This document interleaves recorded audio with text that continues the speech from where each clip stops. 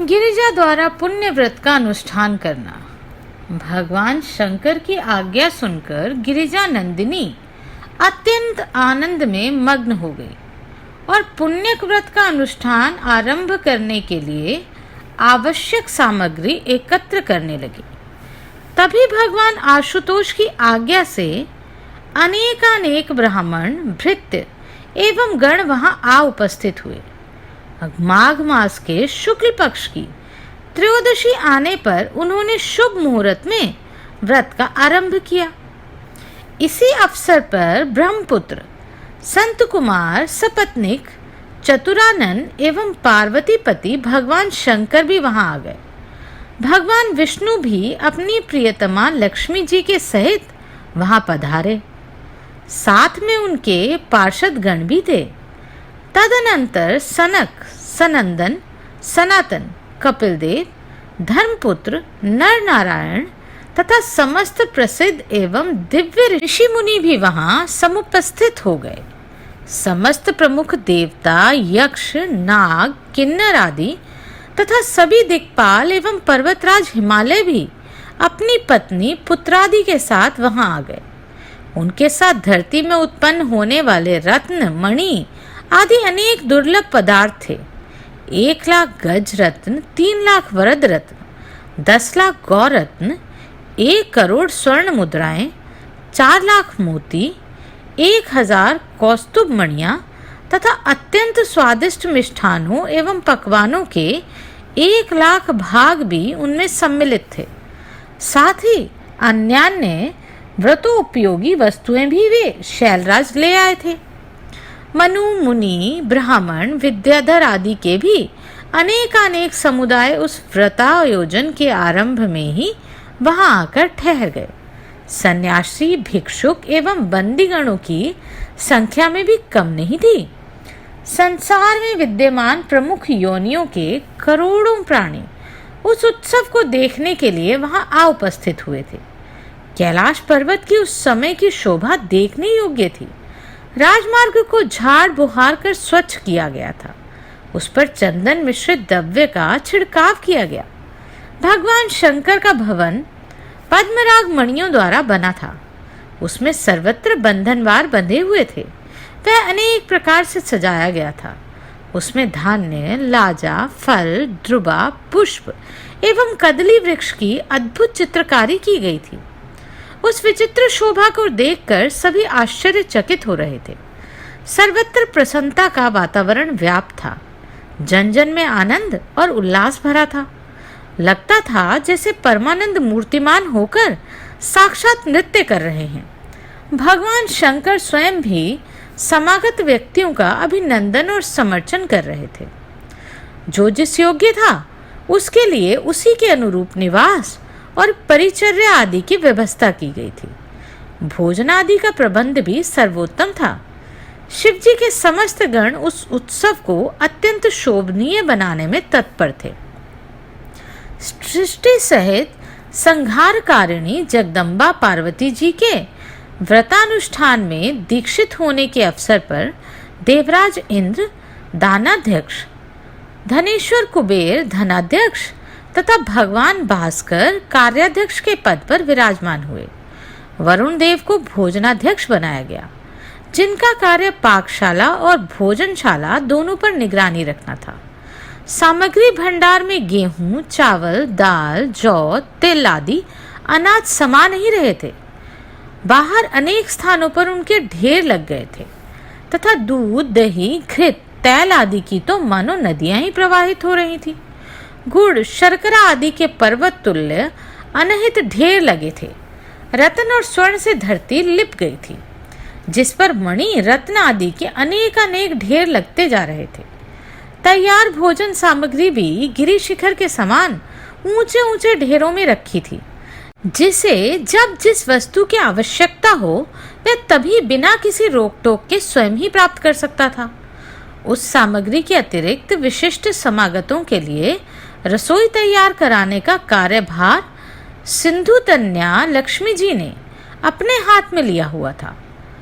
अनेक प्रकार के सुंदर सुस्वादु व्यंजन तैयार किए गए। उस भोजन को परोसने का कार्य 1,00,000 ब्राह्मण कर रहे थे। अनेक प्रमुख देवताओं तथा देवराज इंद्र आदि के साथ उस समय स्वयं भगवान नारायण रुचिपूर्वक भोजन कर रहे थे। देवता, दिव्य, ऋषि मुनियों आदि के भोजन से निवृत्त होने पर सभी एक विशाल विमान के नीचे बैठ गए। वहां बैठने के लिए सुंदर, कोमल, मखमली गद्दे बिछाए गए थे। पदानुसार बैठने की व्यवस्था थी। भगवान नारायण के लिए एक सुंदर, दर्शनीय, भव्य रत्न सिंहासन था जिस पर वे विराजमान थे। उनके सब और प्रमुख देवता एवं ऋषिगण स्थित थे। उनके तेजस्वी पार्षदगण उन पर चवर डुला रहे थे। उस समय सिद्धि, चारणा आदि उनका स्तवन करने लगे। गंधर्वों ने श्रुति मधुर गीतों का आरंभ किया। चतुर ब्राह्मणों ने भगवान को सुगंधित तांबुल दिया। उसी समय चतुरानन की प्रेरणा पर भगवान शंकर ने हाथ जोड़कर उनसे निवेदन किया, हे जगदीश, भक्तों की कामना के कल्पतरुनाथ, मेरी प्रार्थना श्रवण कीजिए। हे प्रभु, गिरिराज नंदिनी आज उत्तम व्रत का आरंभ करना चाहती हैं। उसे श्रेष्ठ पुत्र एवं पति सौभाग्य की कामना है। आप सर्वज्ञ, सर्वांतर्यामी एवं समस्त कर्म फलों के देने वाले हैं। अतएव परम मंगलकारिणी आज्ञा प्रदान करने की कृपा करें। तदुपरांत पार्वती पति ने उनका अनेक प्रकार से स्तवन किया और फिर ब्रह्मा जी के मुख की ओर देखते हुए मौन खड़े हो गए। यह देखकर भगवान लक्ष्मीनाथ ने गंभीर वाणी में कहा, गिरिजनाथ, आपकी धर्मपत्नी पुत्र प्राप्ति के उद्देश्य से जिस पुण्यक व्रत का आरंभ करना चाहती है, वह व्रतराज समस्त व्रतों का सारभूत एवं समस्त अभिष्ट फलों को प्रदान करने में समर्थ है।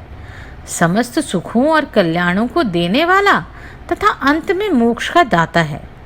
इसके अनुष्ठान से हजारों राजसूय यज्ञों का पुण्य सहज में ही प्राप्त हो जाता है।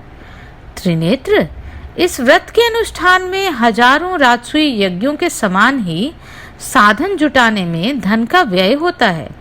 इसलिए इसे सामान्य साध्वी स्त्रियां नहीं कर सकती, परंतु साध्वी शिवा इसके करने में सहज समर्थ हैं। इसलिए उन्हें यह अवश्य करना चाहिए। इसके प्रभाव से उनके अंक में भगवान गोलोकनाथ साक्षात क्रीड़ा करेंगे। वे गणेश नाम से अवतार लेंगे, जिनके स्मरण मात्र से ही समस्त विघ्नों का नाश हो जाएगा। भगवान रमानाथ के कृपापूर्ण वचन सुनकर भगवान वृषभध्वज प्रसन्न हो गए। उनका हृदय गदगद हो गया। तदुपरांत वे वहां से उठकर अंतपुर में गए और गिरिजा नंदिनी को भगवान नारायण के कहे हुए वचन सुनाए। इससे शैलपुत्री भी अत्यंत प्रसन्न हुई। तभी व्रतारंभ का शुभ मुहूर्त आ गया। पार्वती जी के व्रतारंभ काल में भगवान शिव की प्रेरणा से अनेक प्रकार के दिव्य बाजे बजने लगे। तभी शैल नंदिनी ने पवित्र गंगा जल से स्नान कर शुद्ध वस्त्र धारण किए और विप्रों ने पूजा विधि का आरंभ किया। चावलों पर विधि पूर्वक रत्नमणि मणित स्वर्ण कलश स्थापित किया गया। तब श्रेष्ठ मुनियों एवं पुरोहित को रत्नमय सिंहासनों पर बैठाकर उनका पूजन किया गया। फिर आदिदेव गणेश्वर की पूजा के पश्चात ब्रह्मा, विष्णु और महेश का पूजन किया गया। तदुपरांत स्वस्ति वाचन, पुण्य वाचन, मातृका पूजन आदि के बाद ही व्रत का आरंभ किया। मंगल कलश पर गोलोकनाथ पर ब्रह्म श्री कृष्ण का आवाहन कर षोडशोपचार से उनका अत्यंत भक्ति पूर्वक पूजन में त्रैलोक्य दुर्लभ पदार्थ अर्पण किए गए। तदुपरांत पुष्पांजलि एवं भावांजलि समर्पण के साथ स्तवन किया। तदनंतर तिल घृत की 3 लाख आहुतियों से शिवप्रिया ने हवन किया और फिर ब्राह्मणों, मुनियों, देवगणों एवं अतिथियों आदि को विविध प्रकार के सुस्वादु दिव्य व्यंजनों से भोजन कराया और विप्रों को स्वर्ण आदि की दक्षिणा दी। सभी पार्वती जी की प्रशंसा करने लगे। चारणा आदि ने शिव शिवा का यशोगान किया तथा अप्सराएं नृत्य करने लगी। ऋषि मुनि